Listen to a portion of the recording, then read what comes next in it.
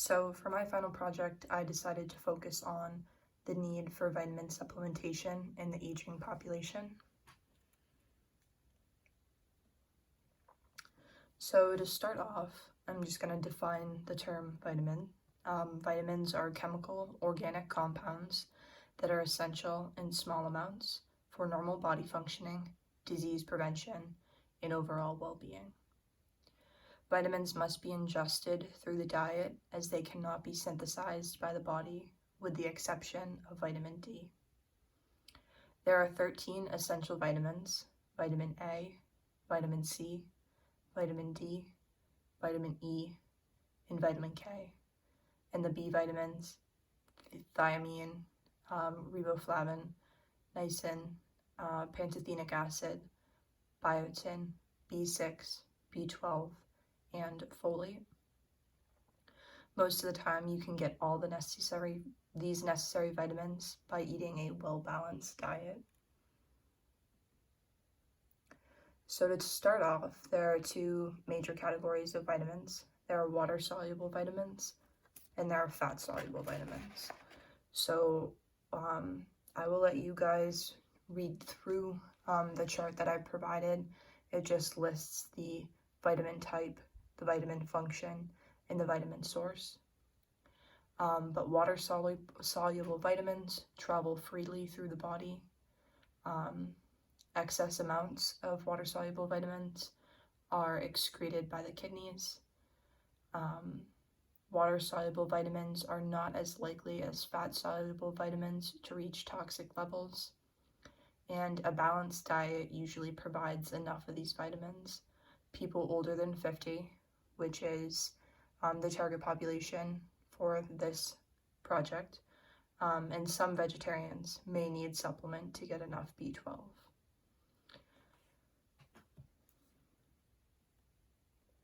So moving on to fat-soluble vitamins, once again, I will let you guys read through the chart provided, but fat-soluble vitamins are stored in the body's cells and are not excreted as easily as water-soluble vitamins. They do not need to be consumed as often as water-soluble vitamins, and if you take too much, it could become toxic. And once again, like water-soluble vitamins, these can be obtained through a well-balanced diet. So assessing the need for vitamin supplementation. So vitamin supplementation is a choice. When considering your personal need, you may consider the following dietary intake assessment methods. So we have the food records, and a food record, also sometimes referred to a food diary, provides a complete record of all the foods and beverages consumed over a period of time. These are often most thorough and do not need to have a time delay, but may result in a recall bias. And this becomes pretty apparent for older individuals, once again, that target population that we're working with.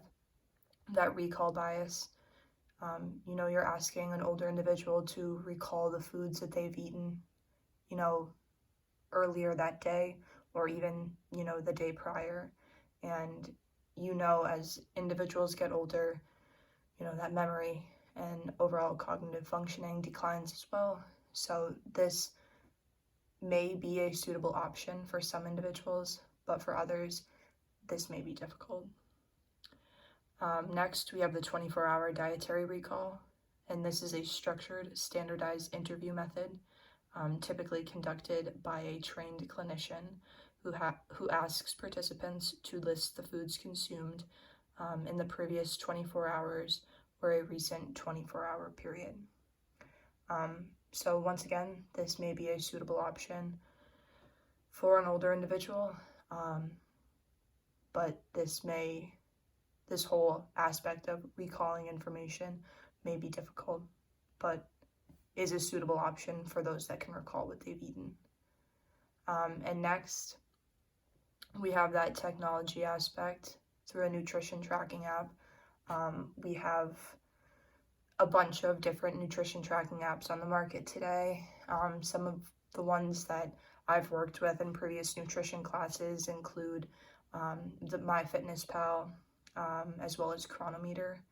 And, for the tech-savvy older individuals, this might be a great option, as, it's very accessible at all points of time, and it allows individuals to, scan food items, and it really does create that ease of tracking. But once again, not every older individual is going to know how to use technology, but for those that are more on the tech savvy end of things, this may be a really great option. So moving to supplements to take in your 50s. So as you can see, there are other areas that I've included aside from just vitamins, because I felt it was also important to consider. So at the top, we start with vitamin D and calcium. So as we know, as individuals age, that bone loss accelerates during your 50s, especially among women. And that's, you typically see that post-menopause. So some really great sources of food that contain vitamin D is tuna, mackerel, cheese, and egg yolks. We also have calcium sources, cheese, yogurt, milk, and figs. And then we have omega-3 fatty acids. So these are really important for overall heart health. They inhibit inflammation. They help to regulate that blood sugar level. Some sources of omega-3 fatty acids include flaxseed oil, salmon, walnuts, and edamame. And then we also have probiotics, which we know is very important in that whole digestive process. So these are really good in maintaining and regulating that good gut bacteria. And you often do see a significant decline in that good gut bacteria as an individual ages. And next, we also have sources of good probiotics, and this includes yogurt, kefir, and dark chocolate. So moving forward to supplements you take or are suggested to take in your 60s, once again, you do see a variety of vitamins, but you also see some more omega-3s. So vitamin B12, even a mild vitamin B12 deficiency may put older individuals at risk for dementia. And then their stomach acid is required to absorb B12. And as an individual ages, that production of stomach acid also decreases. So that absorption of B12 becomes very difficult and very slow. So some areas of the diet that you could incorporate to up that vitamin B12, clams, beef liver, and trout. So once again, we have omega-3s. This really helps in that blood flow and increased growth in brain cells, which leads right into the next point of improved mood and enhanced memory. So omega-3s can be found in flaxseed oil, salmon, as well as walnuts.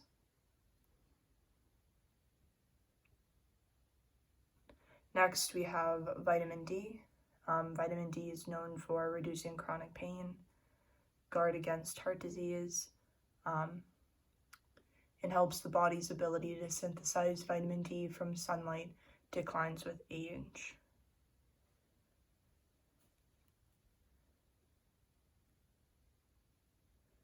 So supplements to take in your 70s. Once again, we are seeing vitamin B12.